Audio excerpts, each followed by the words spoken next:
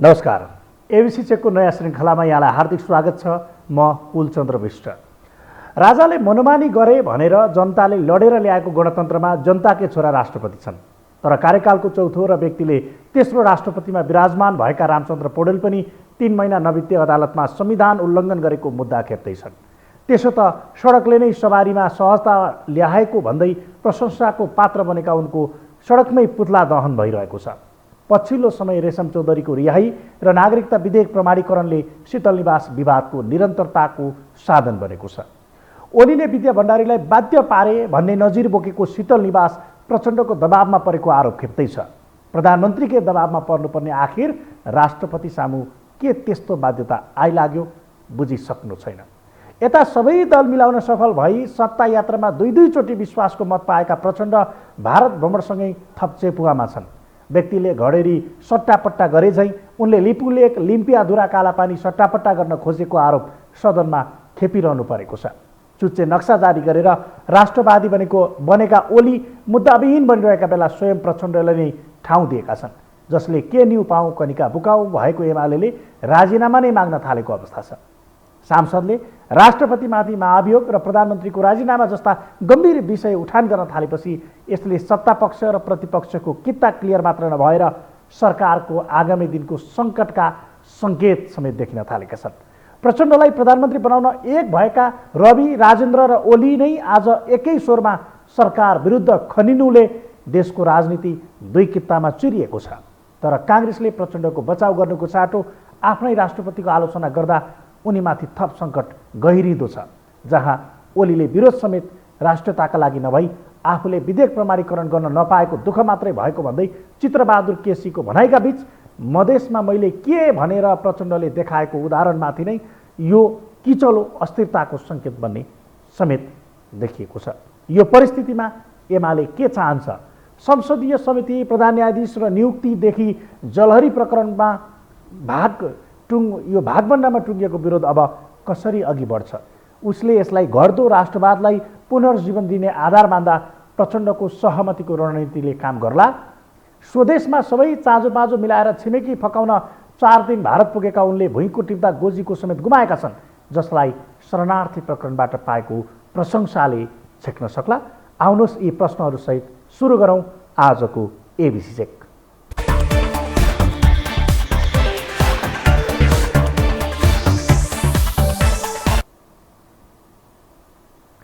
नागरिकता विधेयक प्रमाणीकरण र आफूले दिएको अभिव्यक्ति विरुद्ध प्रतिपक्षी एक ठाउँमा उभिएपछि प्रधानमन्त्री पुष्पकमल दाहाल चेपुवामा छन्। पहिलेबाटै प्रतिकूल राजनीतिक अवस्थाको सामना गर्दै आएका उनी सहज सत्ता यात्रातर्फ अघि बढ्दै गर्दा प्रतिपक्षीको पेलानमा परेका हुन्। सरकारको सिफारिसमा राष्ट्रपतिबाट संसद छलेर असंवैधानिक रूपमा विवादास्पद नागरिकता विधेयक प्रमाणीकरण गरेको तथा प्रधानमन्त्रीले विदेशी भूमिमा गएर देशको भूभाग साटफेर गर्ने भनी दिएको अभिव्यक्तिको विरुद्ध प्रतिपक्षी दलहरू एक ठाउँमा उभिएका हुन्। प्रतिपक्षी दलहरूले एकजुट भएर प्रधानमन्त्रीले माफी नमागेसम्म संसद चल्न नदिने अडान राखेका छन्। प्रमुख प्रतिपक्षी दल नेकपा एमाले सहित राष्ट्रिय स्वतन्त्र पार्टी रासपा र राष्ट्रिय प्रजातन्त्र पार्टी राप्रपा यो विरोधपछि राष्ट्रिय सभा र प्रतिनिधि सभाको बैठक नै स्थगित भएको हो। एमालेका प्रमुख सचेतक पदम गिरीले राष्ट्रपतिले प्रमाणीकरण गरेको विधेयक निष्क्रिय बनाई 1 हप्ताभित्र सरकारले संसदको अर्को विधेयक नल्याएसम्म बैठक चल्न नदिने चेतावनी नै दिएका छन्। यस्तै उनले फुलबारी बन्दरगाहको रुट प्राप्तिका निम्ति नेपालको पश्चिम कालापानी, लिम्पियाधुरा र लिपुलेक क्षेत्र दिन तयार रहेको भन्ने कुराले नेपालको शिर निहुरिएको तर्क गर्दा राप्रपा अध्यक्ष राजेन्द्र लिङ्गदेनले पनि भारत भ्रमण गर्नुभन्दा 1-2 घण्टा अघि मात्रै नागरिकता विधेयक प्रमाणीकरण किन भयो भनेर प्रश्न उठाएका थिए। उनले रेशम चौधरीको रिहाई, भारतले नयाँ संसद भवनमा राखेको अखण्ड भारतको नक्सा, भारतीय प्रधानमन्त्रीसँगको भेटमा भएको कुराबारे सदनलाई जानकारी नगराएसम्म बैठक चल्न नदिने चेतावनी नै दिएका छन्। यस्तै राष्ट्रिय स्वतन्त्र पार्टीका प्रमुख सचेतक सन्तोष परियारले सरकारले रवैया देखाएको र आफूहरू त्यो रवैया हेरेर नबस्ने चेतावनी दिए। राष्ट्रपतिले प्रमाणीकरण गरेको नागरिकता विधेयकको विरोध गर्दै व्यथितिको भारी आफूहरूले बोक्न नसक्ने उनको भनाइ छ। संसदमा हामीले नागरिकताको विषयमा सधैँ कुरा उठाउँदै आएका छौँ, तर आज जुन विधिबाट जुन तरिकाबाट सरकारले जुन रवैयाले यो प्रस्तुत गरेको छ, यसले ती मधेसका ती तमाम नागरिकताविहीन नेपाली जनतालाई नागरिकता दिन होइन, अन्य कुनै स्वार्थले ल्याएको छ भन्ने राष्ट्रिय स्वतन्त्र पार्टीको ठम्मै छ। हामी यसको घोर विरोध गर्दछौँ। सम्माननीय सभामुख महोदय, हो नागरिकता पाउनुपर्छ, यो राज्यको दायित्व हो। आज हामीले पनि केही अध्ययन गरेका छौँ। मधेसका मुसर समुदायका धेरै विद्यार्थी स्कुल जान पाउँदैनन् यो राज्यले नागरिकता नदिएर। उनीहरूले पोषण भत्ता समेत पाएका छैनन् नागरिकता नहुँदाखेरि। ब्याङ्कमा खाता खोल्न सकेको छैन। राज्यले आफ्नो दायित्वबाट विमुख हुने, हिजो लामो समयसम्म राजनीति गरिरहेका राजनीतिक पार्टीहरू आफ्नो दायित्वबाट पर जाने, अनि यो सार्वभौम संसदमा आएको यो व्यथिति विरुद्ध आएको राष्ट्रिय स्वतन्त्र पार्टीले यो कर्मको हामी भारी बोक्ने छैनौँ। हाम्रो यसको समर्थन छैन। सम्माननीय सभामुख महोदय, यो राजनीतिक विषय हो, यो नेपालको सुरक्षासँग जोडिएको विषय हो, यो मानव अधिकारसँग जोडिएको विषय हो र सँगसँगै यो भू राजनीतिसँग पनि जोडिएको विषय हो। यसर्थ यो गम्भीर विषयमा संसद विशेष समयमा छ, संसदमा खास काम छ भनेर हामीलाई संसदमा बोल्न दिइरहने अनि सरकार लुसु लुसु आफ्नो काम गर्ने, यो रवैयालाई अब राष्ट्रिय स्वतन्त्र पार्टी स्वीकार्दैन। यसर्थ हामी गम्भीर भएर भन्न चाहन्छौँ, सरकारले यो रोकोस्, सरकारले यसलाई संशोधन गरोस्। नेपाली जनतालाई नागरिकता पाउनुपर्ने अधिकारको लागि राष्ट्रिय स्वतन्त्र पार्टी सदन र सडकमा जहाँसुकै सङ्घर्ष गर्न तयार छ। तर यो विधि, यो गलत विधि, यो गलत रवैया सुधारिँदैन भने राष्ट्रिय स्वतन्त्र पार्टी ठुलो ठुलो हेरेर बस्दैन। हामी यो सरकारसँग जवाब चाहन्छौँ। धन्यवाद।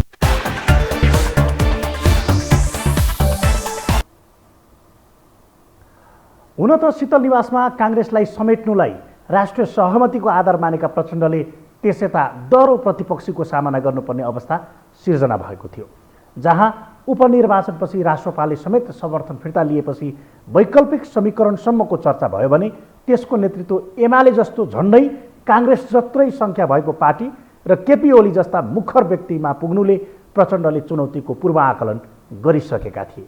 यही कारण बहुमत पुग्ने अवस्थामै पनि उनी हर तरह राष्ट्रपाललाई आफैसँग राख्ने रणनीतिमा रहेका थिए र त्यसपछिका दिनमा पनि प्रधान न्यायाधीश र संसदीय समिति गठनमा एमाले बाधक बनेको थियो।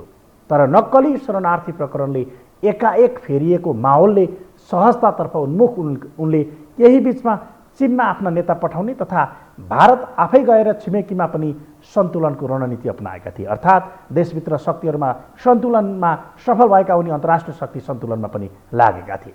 तर त्यसका लागि र त्यसबाटै सिर्जित घटनाक्रममा अहिले शीतल निवास नै मियो भनेर प्रचण्डमाथि अर्को सङ्कट आइपरेको छ। अर्थात् कर्ता अथवा काम गराउने व्यक्ति प्रचण्ड र गर्ने व्यक्ति शीतल निवासका राष्ट्रपति अथवा यो देशका राष्ट्रपति अथवा भनौँ शीतल निवास साङ्केतिक रूपमा भन्दा गर्ने यो जुन खालको अवस्था सिर्जना भएको छ, यसले मियो चाहिँ शीतल निवास बन्ने र त्यो आलोचनाको पेरिफेरीमा प्रचण्ड पर्ने अवस्था सिर्जना भएको छ। फलत बजेटमाथि छलफल गर्नुपर्ने र कसै गरे बजेट पास गराउनै पर्ने समयमै उनी सबै प्रतिपक्षीबाट घेरिएका हुन्। अर्थात् गठबन्धन, देशको आन्तरिक राजनीति र अन्तर्राष्ट्रिय शक्ति सबैबाट आफ्नो सत्तालाई आशीर्वाद प्राप्त भएको प्रचण्डको बुझाइकै बेला एमाले प्रहार हानेको छ, जसलाई राष्ट्रिय हित र स्वाधीनतासँगै जोड्दै राष्ट्रियताको खेल खेलेका ओलीले राष्ट्रको रक्षा, संविधानको रक्षा, भूमिको रक्षा, राष्ट्र स्वाभिमानको रक्षा, नेपालको समग्र हितको रक्षापछि मात्रै संसदको अवरोध हट्ने बताइसकेका छन्। राष्ट्रको रक्षा, संविधानको रक्षा, भूमिको रक्षा, राष्ट्रिय स्वाभिमानको रक्षा, नेपालको समग्र हितको रक्षापछि सेटल।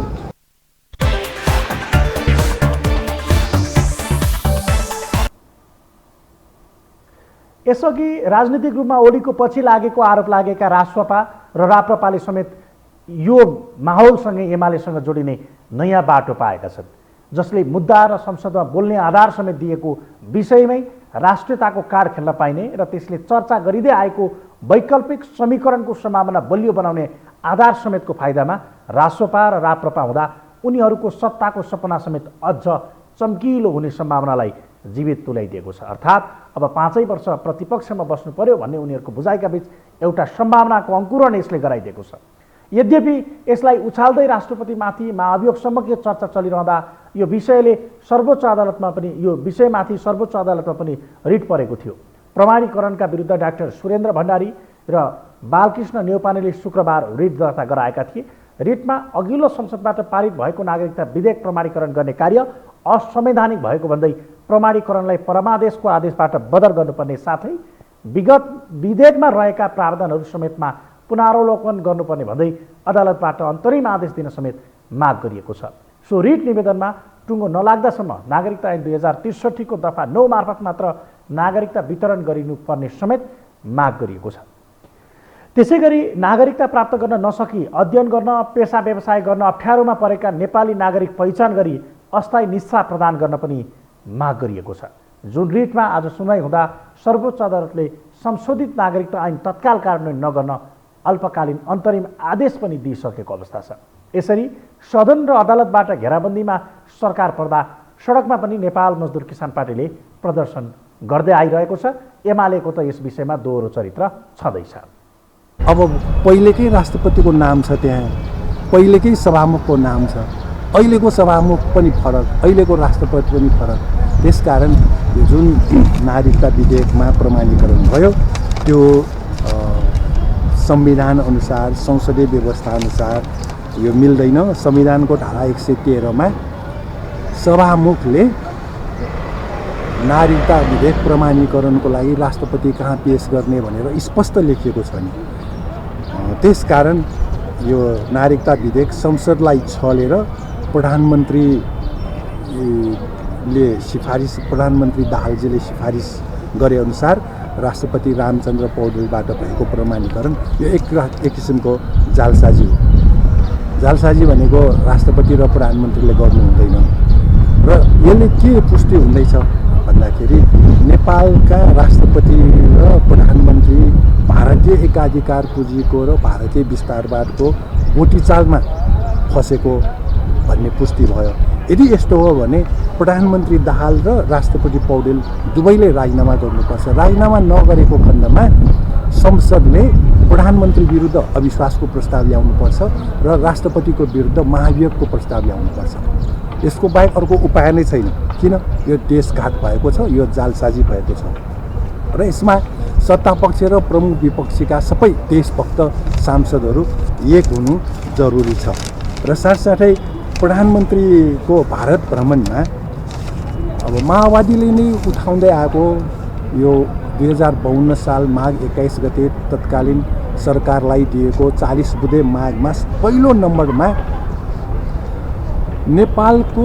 नेपाललाई भारतको सुरक्षा छातामा राख्ने सन् 1950 को सन्धि खारेज गर्नुपर्छ भनेर लेखा छ माओवादीले। दोस्रोमा महाकाली सन्धि खारेज गर्ने भनेर लेखा छ। तेस्रोमा नेपाली युवालाई भाडाको सिपाही बनाउने गोर्खा भर्ती खारेज गर्ने भनेर लेखा छ। भारत भ्रमणमा अब प्रधानमन्त्री पुष्पकमल दाहालजीले यी विषय एउटा पनि उठाउनु भएन। 52 सालमा किन उठाउनु भयो? जनतालाई धोका दिन पाइँदैन के।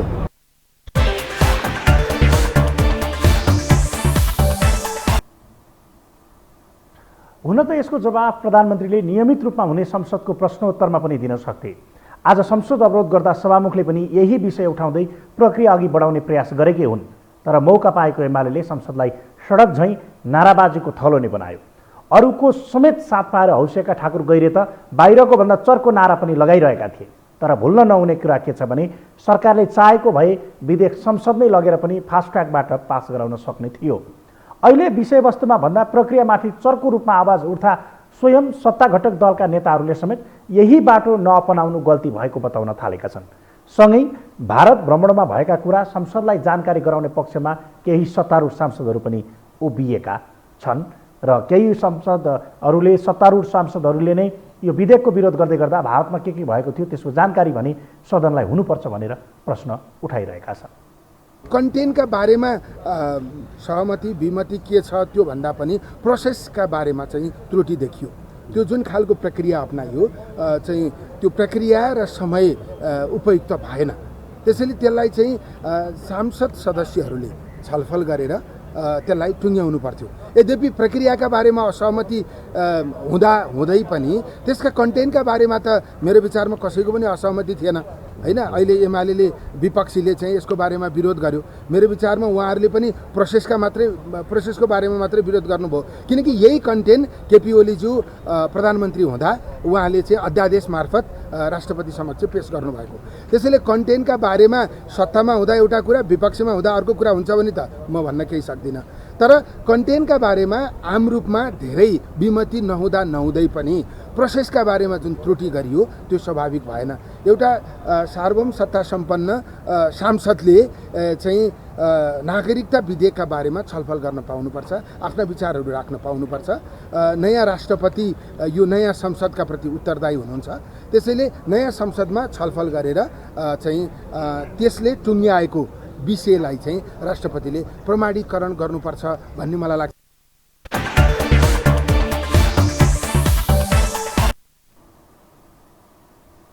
यता एमाले सचेतक महेश बर्तौलाले त प्रधानमन्त्रीले गद्दारी गरेको आरोप नै लगाएका छन्। दाहालले भारत भ्रमणका क्रममा देशको सार्वभौमिकता, अखण्डता र जमिनमाथि धावा बोलेको बताएका उनले प्रधानमन्त्रीले माफी माग्नुपर्ने माग नै राखेका छन्। नागरिकता विधेयकलाई असंवैधानिक रूपमा राष्ट्रघात हुने गरी प्रमाणीकरण गरिएको उनको भनाइका बीच राष्ट्रपतिलाई प्रमाणीकरण गर्न उक्साएर प्रमाणीकरण गरेर कोसेली लिएर भारत गएकोसम्म भन्न भ्याए, जसले अरूको पनि साथ पाएर हौसिएको एमाले यो विषयले संसद अझ तताउने सम्भावनाको सङ्केत मिलेको छ भने सत्ता पक्षले यसको प्रतिरक्षा कसरी गर्छ त्यो हेर्न भने बाँकी छ। नागरिकता विधेयक असंवैधानिक हिसाबबाट यो देशलाई राष्ट्रघात हुने गरी उहाँले राष्ट्रपतिलाई प्रमाणीकरण गर्न उक्साएर प्रमाणीकरण गरेर कोसेली लिएर जानुभयो। एक हातमा सिन्दुर अर्को हातमा नागरिकता दिने गरी आएको छु है मामैम भन्न पुग्नुभयो। त्यसलाई उहाँले उपलब्धि ठान्नुभयो। यो देशका सीमाका विषयमा लिपुलेक र कालापानीको विषय, सट्टा भर्ने, कता कताको चाहिँ जमिन लिने, यो देशको प्रधानमन्त्रीलाई, यो देश स्वतन्त्र सार्वभौम देशको प्रधानमन्त्रीलाई यो मुलुकको जमिनका बारेमा यस प्रकारले बोल्ने अधिकार कसले दियो? उहाँलाई त्यो अधिकार छ। दिल्लीमा गएर दिल्लीका शासकहरूका सामु लम्पसार परेर नेपालको भूमि लिपुलेक, लिम्पियाधुरा, कालापानी, बङ्गलादेशको सीमाका कहाँ बाटो लिने गरी सट्टा फेरि गर्ने यस प्रकारको अपारदर्शी उहाँले कयौँ गतिविधि गरेर आउनुभएको छ। हामीले संसद मार्फत सिङ्गो देशलाई उहाँले भन्नुपर्छ, अपारदर्शी काम गर्ने नाङ्गो भएर यहाँ देशका कयौँ जनताहरूलाई हिजो युद्ध, सशस्त्र युद्धको बेलामा जनाई काट्ने, टुप्पी काट्ने, ब्राह्मणहरूको हत्या गरेर अनेकौँ खालको उक्साहटमा लाग्ने अनि लावा लस्कर मन्त्रीहरूलाई छेउमा राखेर त्यस प्रकारले नाङ्गो भएर देशको प्रधानमन्त्री नाङ्गो भएर मन्त्रीहरूलाई पनि तोम शरण गर्दै यो एउटा राष्ट्रको बेइज्जती गरेर बदनामी गरेर र यो देशको सार्वभौमता, यो देशको अखण्डता, नेपालको जमिनमाथि धावा बोलेर आउनुभएको छ। उहाँले यो देशमाथि गद्दारी गर्नुभएको छ, राष्ट्रघात गर्नुभएको छ। यसको जवाब देशलाई दिनुपर्छ। जवाफ मात्र दिएर पुग्दैन, माफी माग्नुपर्छ।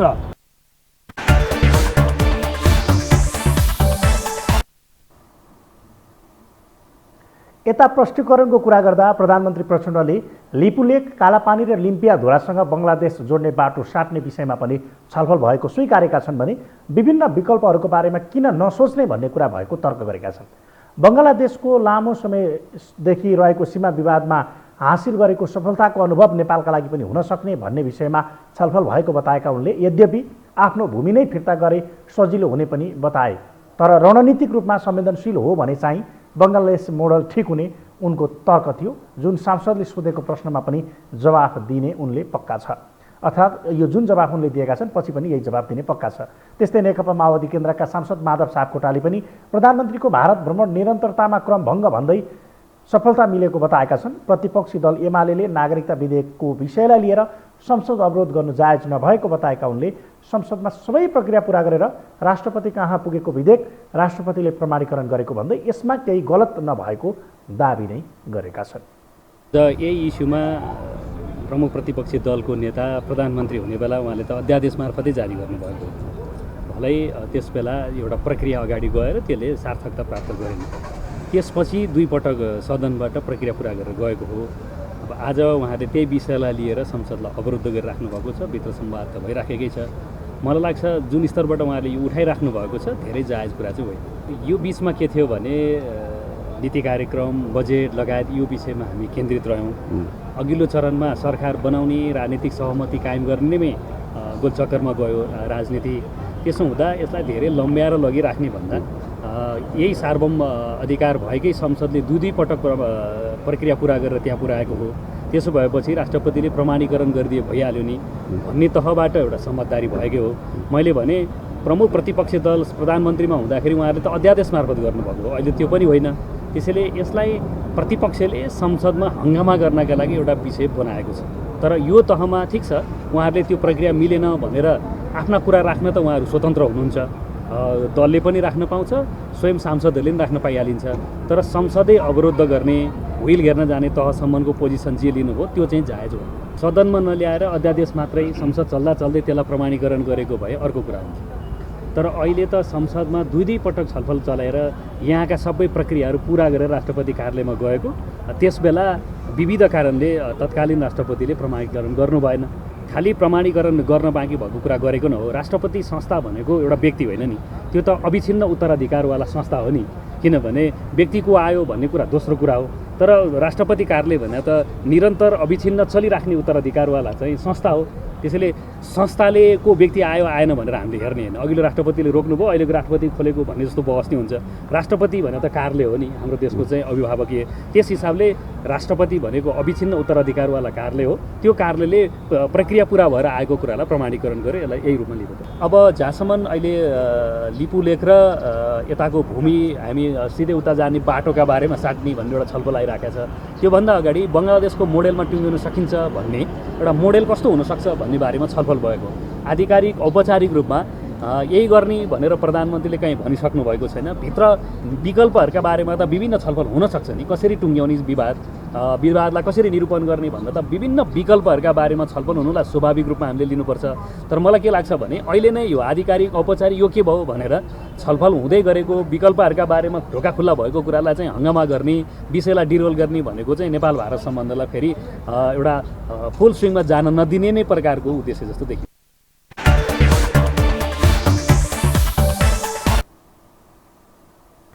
हुन त यसअघि भ्रष्टाचारको विषयमा पनि सहमतिमा निकास खोजेका प्रचण्डले यो खड्गोमा पनि त्यही रणनीति प्रयोग नगर्लान् भन्न सकिन्न। जहाँ एक ठाउँमा रहेका विपक्षीहरू सम्झौताका लागि तयार होलान् त या नहोलान्, अर्को प्रश्न यो हो। अन्यथा ठुलो दलका संसदीय दलका नेताका आधारमा प्रधानमन्त्री हुने स्वर्णिम पलको व्यग्र प्रतीक्षामा त शेरबहादुर देउवा पनि छन् भने यसले तय गर्ने बाटो पनि त्यतै नहोला भन्न सकिन्न, जसले अस्थिरताको अर्को बिजारोपण हुन सक्ने सङ्केत समेत गरेको छ। हवस् त, एबिसी चेकको आजको यो श्रृङ्खला यति नै। अर्को श्रृङ्खलामा फरक विषयवस्तुका साथ उपस्थित हुनेछौँ। तबसम्मका लागि आज्ञा दिनुहोस्। नमस्कार।